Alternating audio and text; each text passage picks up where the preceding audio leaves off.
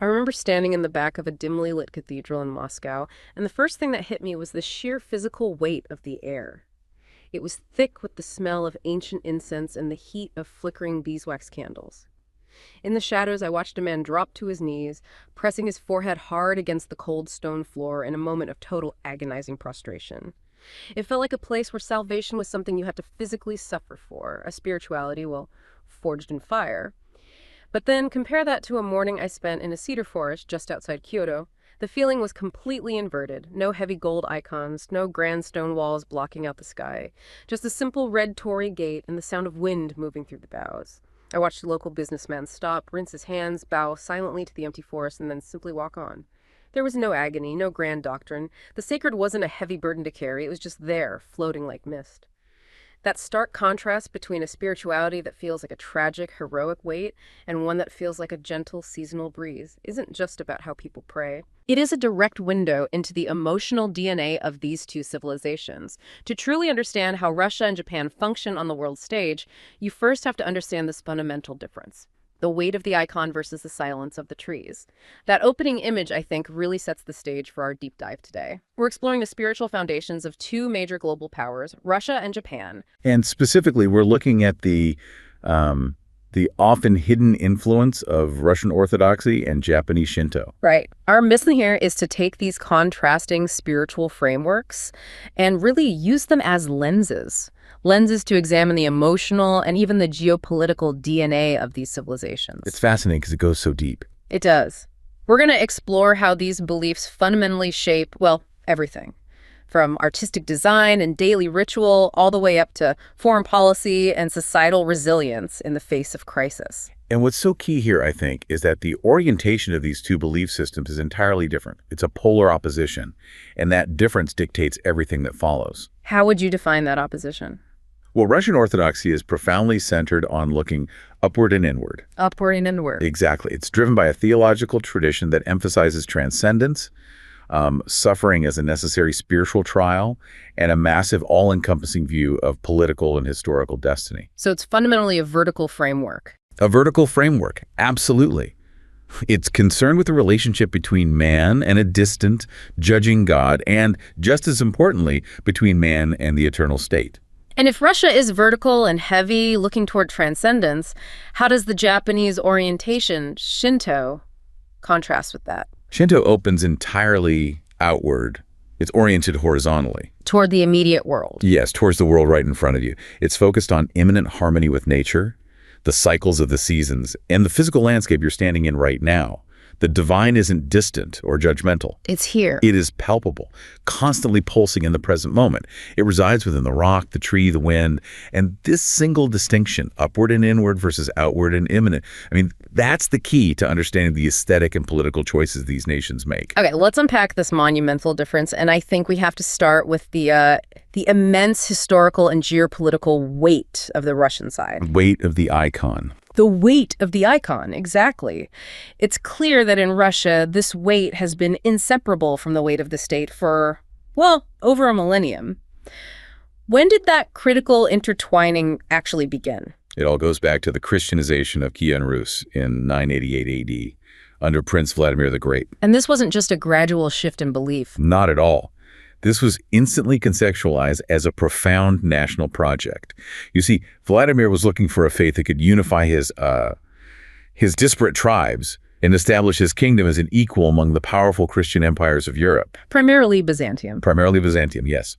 So by adopting Eastern Orthodoxy, he didn't just change the religion of the people. He established an identity that, from the very first day, historically intertwined the church and the state. So it was embedded by design. By design from the start. The church was, by its very nature, deeply embedded in the imperial structure. So the church has never really been a separate entity. It's always functioned as part of the operational machinery of the state. Precisely. Historically and conceptually, the Russian Orthodox Church, the ROC, operates simultaneously as a state institution and as what some sociologists have called a moral school. A moral school? What does that mean in practice?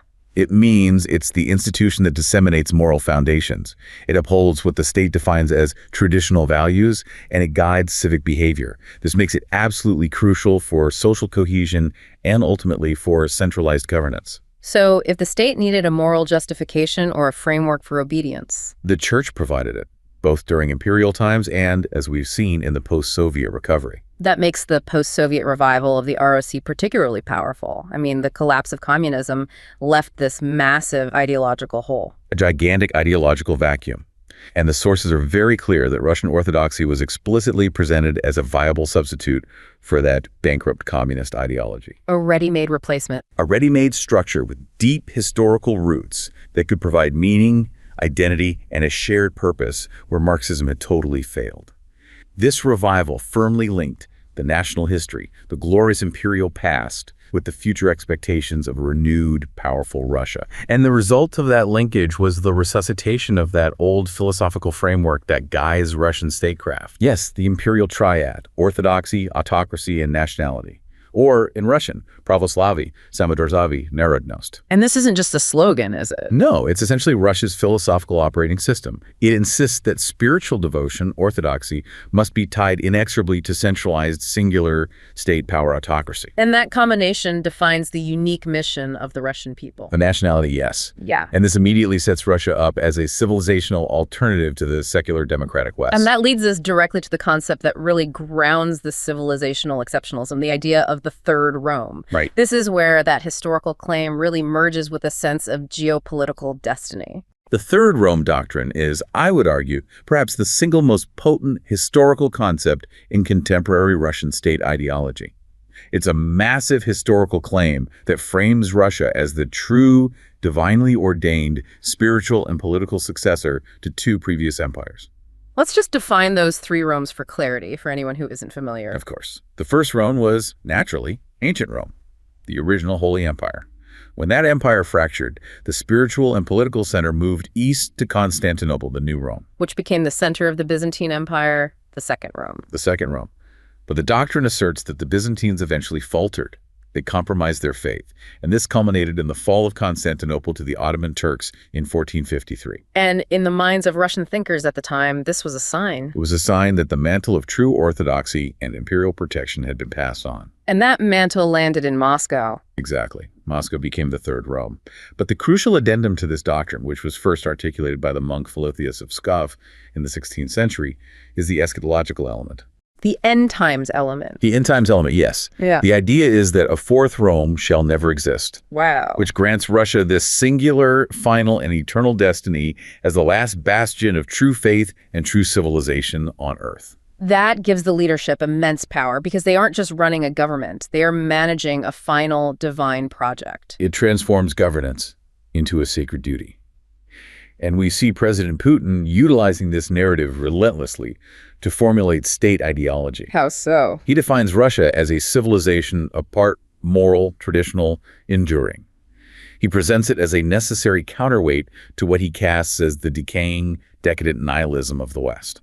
So his admiration for historical rulers isn't based on their democratic achievements or anything like that? Not at all. It's based on their ability to safeguard state strength and embody this eschatological, divinely ordained purpose.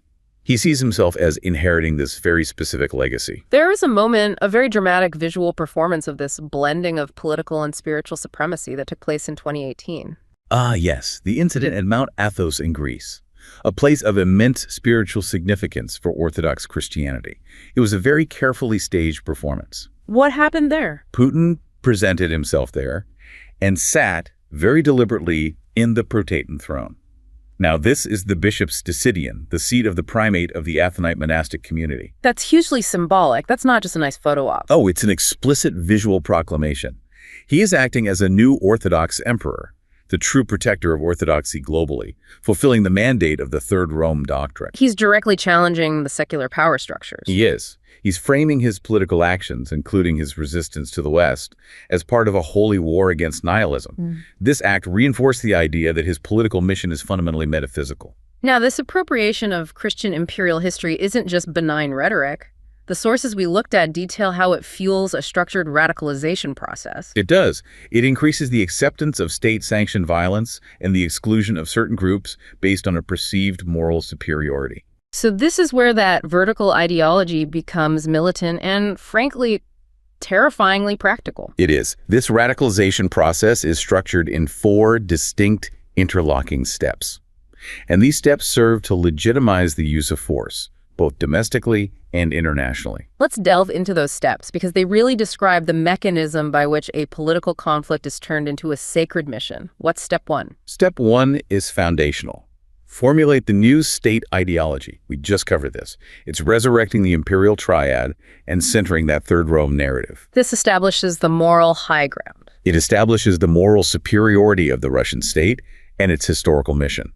It tells the Russian people who they are and, critically, what they are meant to do. So once that mission is defined, what follows? Step two is to mobilize society behind the mission of the Holy Russian Empire.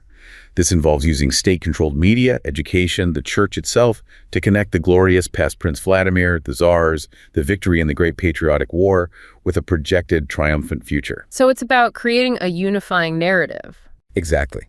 Society is unified and energized by the belief that they are participating in a unique, divinely sanctioned historical project. And if you have defined an in-group with a divine mission, well, the next logical step has to be identifying and isolating the out-group. Absolutely. Step three, ostracize and demonize enemies. This targets groups that are designated as threats to the Holy Russian Empire. Both inside and outside Russia. Both. In the Russian near abroad, countries like Ukraine, Georgia, Belarus, and in the West at large, they are attributed with moral inferiority, decadence, and often, that word again, nihilism. They are presented not as political opponents, but as existential, spiritual threats that need to be neutralized. It sounds like this framing ensures that any military action is seen as necessary self-defense against a kind of spiritual infection. That is the core justification, and that leads to the final and most extreme step. Which is? Embedding this militant ideology in an overarching, apocalyptical, metaphysical scheme. Elevating the conflict to a cosmic struggle. To a cosmic struggle between good and evil. At this point, death and war are no longer seen as unfortunate necessities or political failures. Instead, they are envisioned as noble goals. A path to martyrdom. A path to martyrdom, a way to obtain one's place in heaven. This projects a final destiny of Russian supremacy that is secured through sacrificial violence.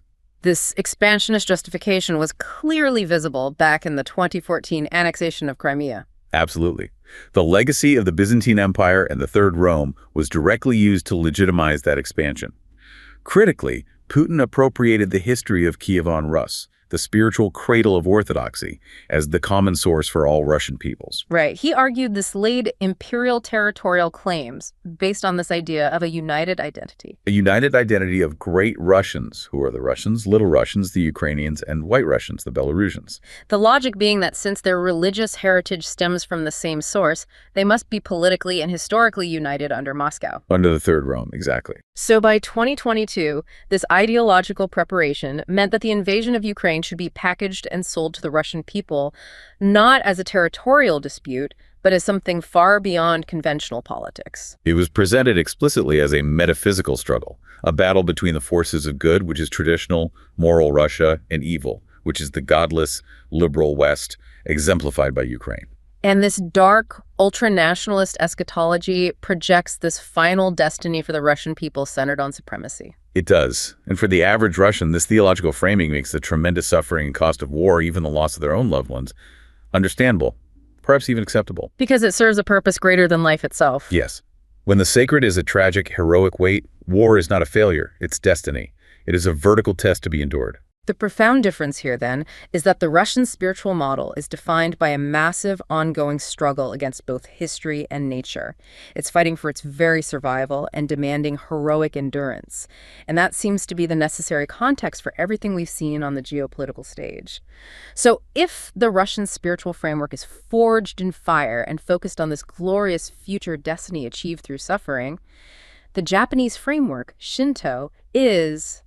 well, it's about floating like mist. It's anchored entirely in the present moment. It really is a complete inversion of that vertical dynamic. It is the ultimate expression of horizontal spirituality.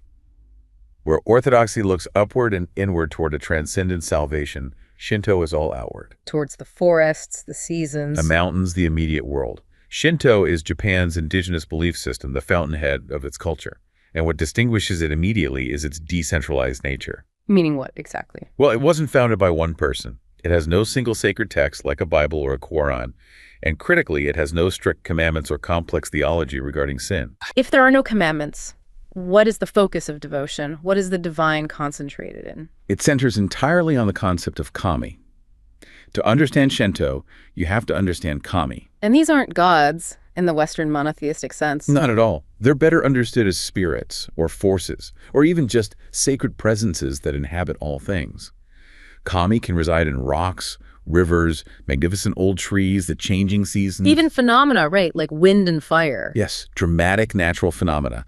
They are, as one scholar put it, conceptually fluid. So it's a deeply animistic worldview. It views the phenomena of the world itself as divine, rather than just something created by a distant god. Precisely. And kami also includes deified ancestors, the spirits of exceptional or influential people. You have nature kami, like the mountain or river spirits. You have clan kami protecting specific families, and even abstract kami, like the kami of growth or creativity. And they inspire awe, but they're not distant. They inspire immense awe, but they are localized and immediate. They are here. This fluidity means the boundaries between heaven and earth, sacred and profane, are incredibly soft. They're practically non-existent. The divine is imminent. It's constantly present and pulsing in the natural world.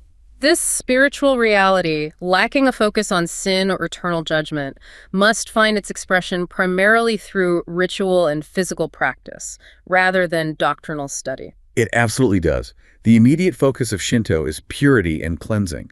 This is seen as necessary to align oneself with this ever-present divine harmony. So the focus is on purity. A major focus, yes.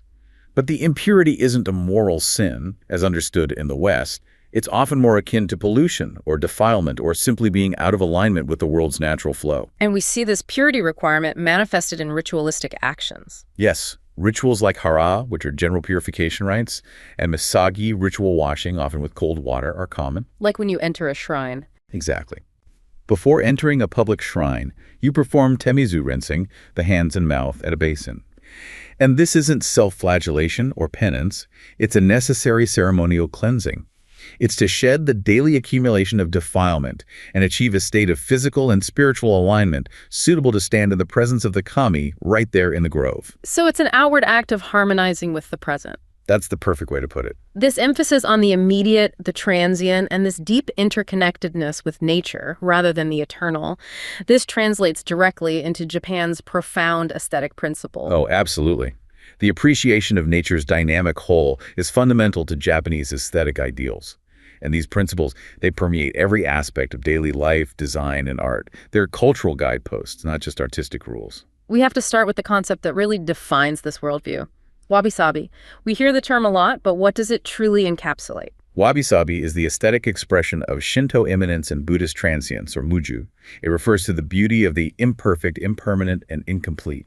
The beauty of imperfection. Yes, it suggests a fundamental acceptance of the cycle of growth and decay.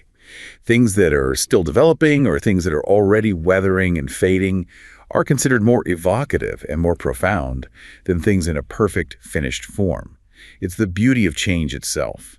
So imperfection isn't a flaw, it's a feature that tells a story of time. Exactly. And this aesthetic ideal, which is rooted in Zen philosophy, is supported by several guiding principles. And if we look at these closely, we realize they're really ethical virtues disguised as aesthetic preferences. Okay, let's break down some of the most crucial ones. Well, first, there is fukinsei. That's asymmetry or irregularity. Perfect symmetry is seen as static and, well, dead.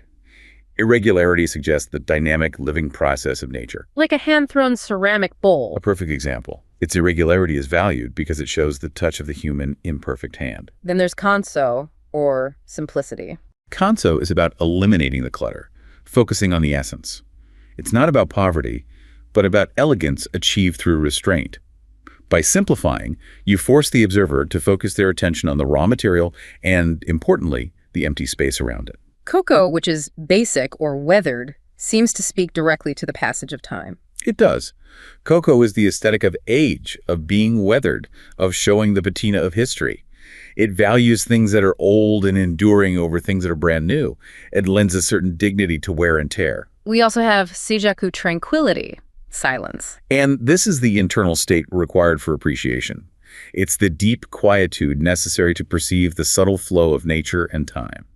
Without that tranquility, you miss the quiet beauty of the other principles. And crucially, this appreciation extends to the acknowledgement of flaws, most famously through the art of kintsugi. Ah, kintsugi.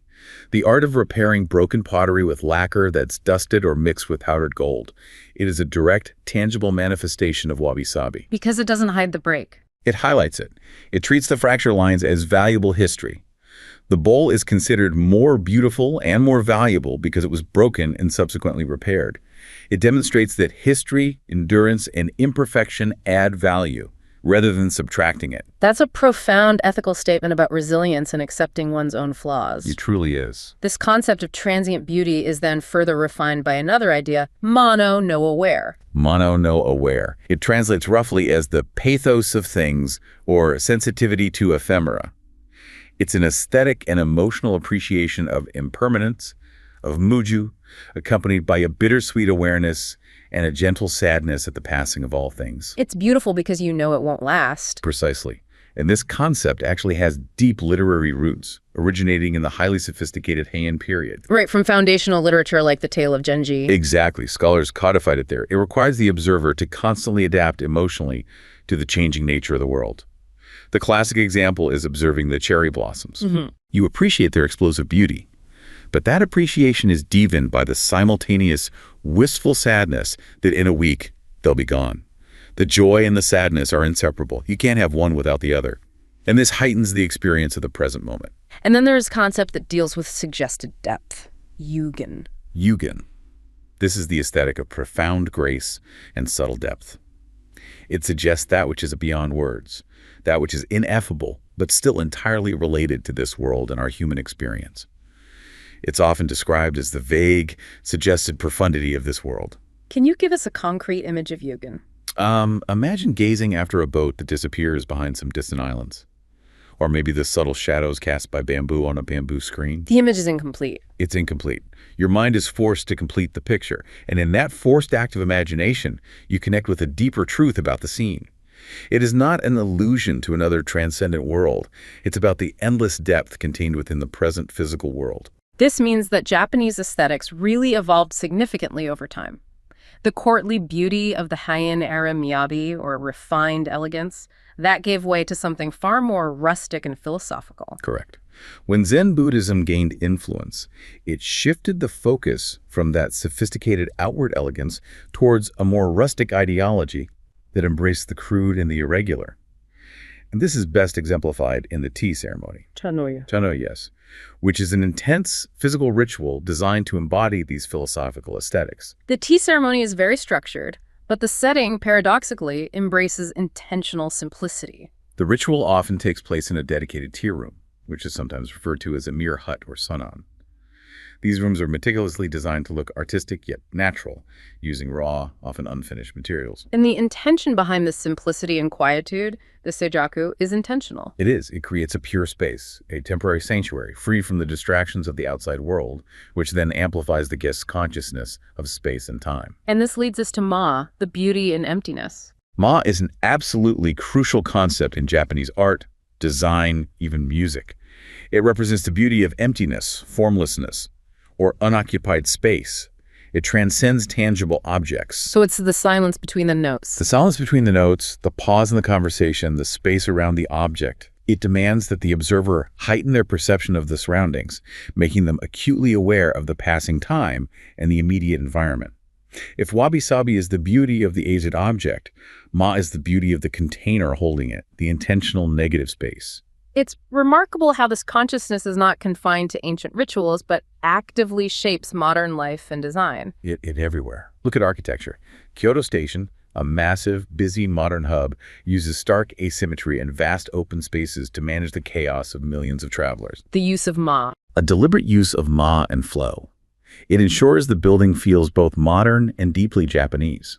Similarly, in commerce, we see retailers who champion simple luxury, deliberately highlighting imperfections in their wares, unpolished, non-circular ceramic rice bowls, to appeal to this enduring cultural sensibility for wabi-sabi. The spiritual foundation of the trees dictates the standards of modern taste and design. It does. So what we have is the vertical spirituality of Russia producing an imperial, enduring, heroic identity, and the horizontal spirituality of Japan producing an imminent, ephemeral, adaptive identity focused on the beauty of the present moment.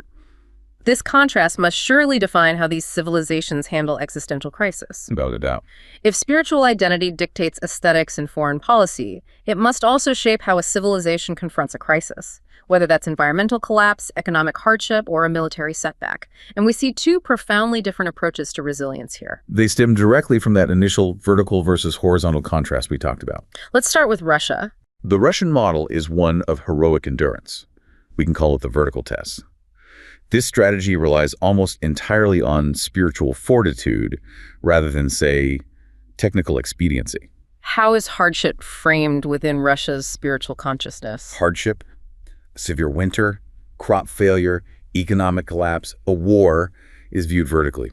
It's seen as a tribulation or a test from God. So it's imbued with this profound metaphysical meaning. Yes, and that interpretation is a direct consequence of the Orthodox focus on suffering.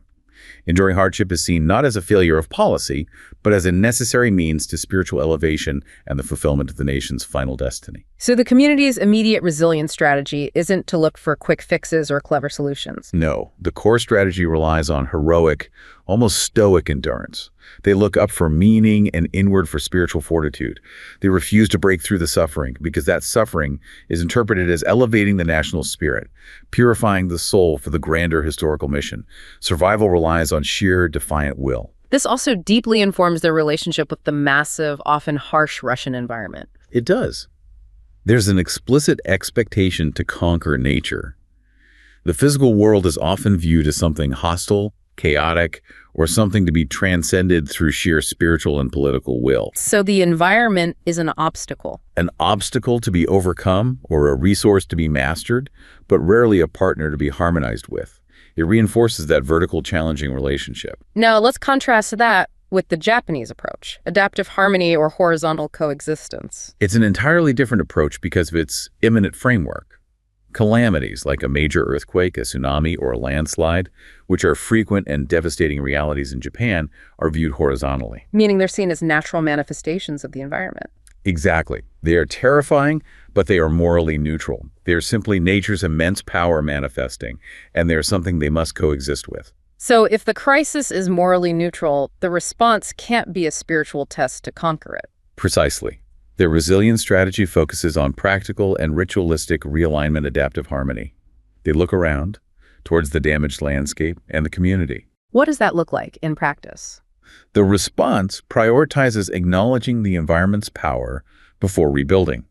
For instance, after a severe landslide, the immediate focus might involve cleaning the damaged local shrine or offering apologies to the river spirits for neglecting embankments.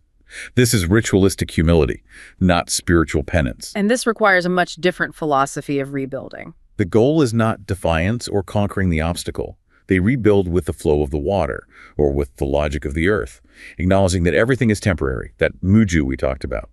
They prioritize structural adaptation and physical harmony with the environment, rather than trying to impose human will over it. This difference in survival strategy is incredibly illustrative. Let's imagine those two villages we mentioned earlier, facing simultaneous natural disasters. Let's start in Russia. Okay, imagine a small village deep in the Siberian taiga. They're facing an extreme and sudden frost that has killed the crops and compromised the aging heating infrastructure. A crisis of survival. A total crisis. The village elder, drawing on generations of Orthodox heritage, gathers the community. The frost is framed as a trial, a harsh test of their faith and endurance. The narrative is vertical. They look up, praying for the strength to survive this tribulation with stoic silence. Their resilience comes from a refusal to break. Exactly. They believe that surviving this suffering purifies their spirit. They don't expect nature to be kind. They expect to conquer it through sheer spiritual fortitude. And what is the scene in the Japanese coastal valley facing a devastating landslide? Here, the community leader organizes the immediate practical response, but also the ritualistic one. The narrative framing is horizontal. They look around. They don't view the landslide as divine punishment or a moral failure, but as a terrifying, inevitable aspect of the nature they must coexist with. So the priority is different. The priority is to apologize to the mountain kami for their encroachment, or to clean the mud from the shrine. Their resilience is adaptive. And then they rebuild the village with a full understanding that the mountain could shift again, designing their structures to minimize future damage. They don't try to conquer the mountain. They try to realign their lives with its temperamental, transient reality. That distinction, conquering versus realigning, is the core philosophical difference in survival strategies. It's the difference between trying to stand up against a powerful flood and learning how to swim through it. It leads to very different cultural outcomes. The Japanese approach fosters a cultural continuity you can see everywhere. The preservation of ancient temples and shrines amidst dense, modern, urban sprawl, exemplifying the seamless blending of man-made and natural elements. They integrate man-made elements into nature, always conscious of nature's power. Whereas the Russian model often leads to massive infrastructure projects designed to defy the environment, whether it's draining swamps or imposing massive state-built uniformity onto the landscape. So while Russia's spiritual DNA pushes the state to dig in its heels and endure hardship as a necessary moral duty to secure its eternal destiny, Japan's spiritual DNA allows it to flow, adapt, and continually redesign itself, surviving by acknowledging the power of a nature it can never truly conquer. What we've explored today is, I think, the sheer depth with which history and belief are woven into the very fabric of national identity and global behavior. We began by standing in two very different sacred spaces, and the contrast really couldn't be more stark. The contrast is ontological. It's about two fundamentally different ways of being in the world. The weight of the icon in Russia reflects a framework that is heroic, tragic, and eternal. It's constantly framing its political and military conflicts as metaphysical destiny, viewing suffering as a necessary prelude to supremacy. And conversely, the silence of the trees in Japan reflects a framework that is fluid, seasonal, and ephemeral. Yes, it integrates its beliefs into a deep cultural capacity for subtle adaptive change. It finds profound beauty not despite, but because of, imperfection and transience. This deep dive really shows us how these spiritual foundations dictate everything. They shape military rationale, they define a national mission in global politics. They influence the ability to withstand crisis, and they even determine the aesthetic design of something as simple as ceramic tea bowl. These are not merely cultural curiosities. Well, they're operational manuals. They are operational manuals for how two powerful nations interact with the world and define their own survival. The lesson here for you is that when observing world events, it is never enough to simply analyze geopolitical strategy or economic data. To truly understand why nations make the choices they do, why one embraces suffering as a pathway to glory and another embraces transience as a pathway to harmony, you have to look deeper. You have to trace the roots of national character back to the original theological and spiritual DNA that was forged over 1,000 years ago. Understanding that profound difference between vertical transcendence and horizontal imminence allows you to decode choices that might otherwise seem irrational. It proves that the most powerful force in shaping a nation's future destiny is often found in the historical echoes of the way its people first chose to pray.